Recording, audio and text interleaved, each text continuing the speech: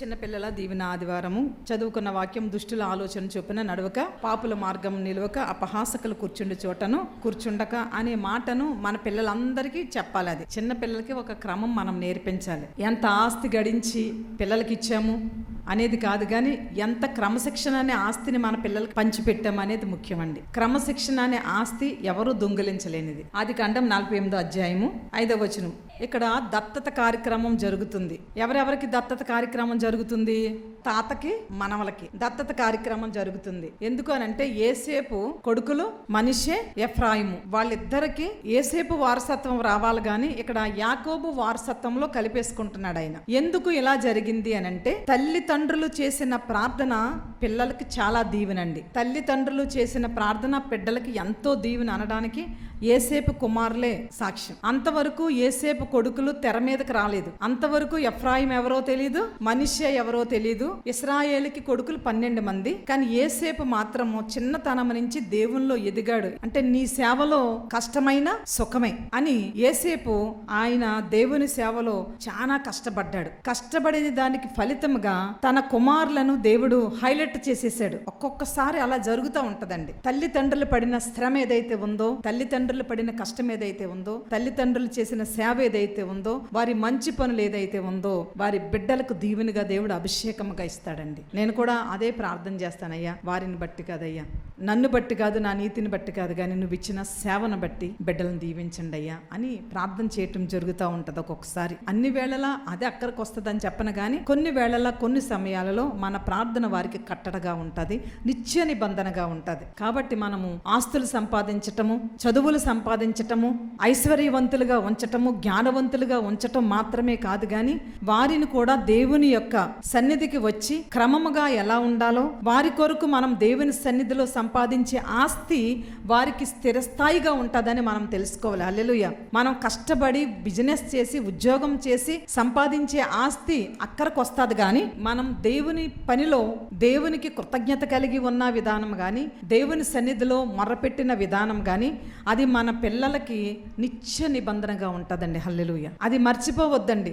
మా పిల్లలు ఉన్నారు కాబట్టి మేము కష్టపడాలండి, వారి కోసం మేము సంపాదించాలి కాబట్టి, మేము ఆదివారం మాకు డబల్ ట్రిబుల్ జీతం వస్తుంది, ఆదాయం వస్తుంది కాబట్టి మేము మానేస్తామంటే ఆ ఆదాయం కంటే మించిన ఆదాయం దేవుని సన్నిధిలో యేసేపు బిడ్డలకు ఇచ్చినట్టుగా దేవుడు ఇవ్వబోతున్నాడు. హల్లెలూయా. మన కష్టార్జితము, సంపాదించిన డబ్బు, పెట్టిన పెట్టుబడి కంటే ముఖ్యమైనది దేవుని నామములో మనం పెట్టే మొర్ర మన పిల్లలకి దేవుడు కానుకగా ఇస్తాడండి. లేకపోతే ఎంత డబ్బు సంపాదించాము, మన పిల్లల కోసం ఎంత హైలైట్ చేశాము అనేది కాదు, కానీ దేవుని సన్నిధిలో ఎంత మనం వారికి ఆశీర్వాదం అనే ఆస్తిని ఇచ్చామనేది కూడా చాలా ముఖ్యమండి. యేసేపు జీవితంలో రాజు తర్వాత రాజు అయ్యాడు, కానీ ఆ ఆస్తి కంటే ముఖ్యంగా వారసత్వం అంటే పరలోక వారసత్వాన్ని యాకోబు ద్వారా ఇచ్చాడు. ఎంత మంచి మాట అంటే, ఇదిగో ఎవరు చెప్తున్నారంటే యేసేపుకు యాకోబు చెప్తున్నాడు. యేసేపుకు తండ్రి యాకోబు. యేసేపుని దీవించాలి, యాకోబు 12 మందిని దీవించాలి యాకోబు. అంతేగాని ఆ 12 మందిని పక్కన పెట్టి ఏమంటున్నాడో చూద్దాం. 48వ అధ్యాయము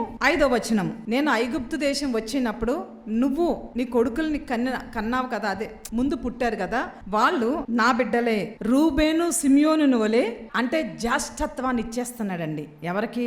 రూబేను జ్యేష్ఠుడు, సిమియోను రెండోవాడు. అయితే వాళ్ళిద్దరిని పేర్లు మెన్షన్ చేసి జ్యేష్ఠులుగా నీ కొడుకులను నేను దత్తత తీసుకుంటున్నాను అంటున్నాడు. హల్లెలూయా. ఎందుకు ఇలా చేశాడు అని అంటే తన తండ్రి త్యాగం, తల్లిదండ్రులు పడుతున్న ప్రతి కష్టము, అంటే యేసు నామములో దేవుని పరిచర్యలో గాని, దేవుని యొక్క ప్రార్థనలో గాని, దేవుని సన్నిధిలో గాని నువ్వు గడిపిన ప్రతి గంట నీ పిల్లలకు ఆస్తిగా దేవుడు దాస్తున్నాడని మర్చిపోవద్దు. హల్లెలూయా. మనం దాసిన ఆస్తి, మనం దాసినటువంటి స్టేటస్ ఒకవేళ పోవచ్చు. ఈ ఆస్తి ఉంది చూడండి, ఇది ఎప్పటికీ పోనదండి. ఇది ఎంతమందికి తెలుసండి జ్ఞానం? ఈరోజు చిన్న పిల్లల దీవెన ఆదివారం రోజున మనం ఏమి నిర్ణయం తీసుకోవాలంటే, మేము మా కష్టార్జితం ద్వారా, మా వ్యాపారం ద్వారా, మా ఉద్యోగం ద్వారా మేము సంపాదించిన డబ్బు కంటే కూడా దేవుని సన్నిధిలో మా పిల్లలకు మేము ఆస్తిని దాచిపెట్టాలి. ఆ ఆస్తి దొంగలు దోచుకెళ్ళనిది. అనే ఆలోచన మనకి వచ్చునుగాక.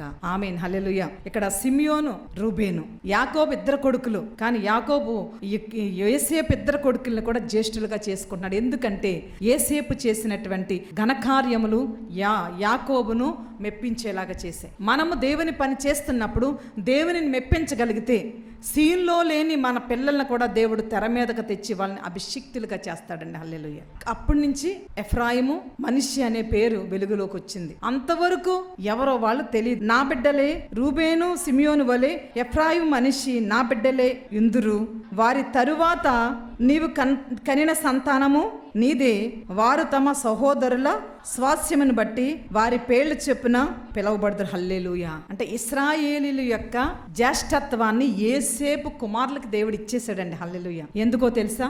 యేసేపు చేసిన కష్టం, యేసేపు చేసిన ఆ త్యాగం, యేసేపు నిలవబడినటువంటి ఆ పవిత్రత మన జీవితాల్లో కూడా మనమే కాదండి సంపాదించుకునేది, మన పిల్లలకి కూడా అది చాలా దీవెనగా ఉంటుంది. భక్తి అనేది బలవంతం చేయకూడదండి. ఎంత లాజిక్గా ఉంటారో ఏంటండి, టైం టు టైం ఏంటి, ఈ బలవంతపు భక్తి ఏంటి అంటారు.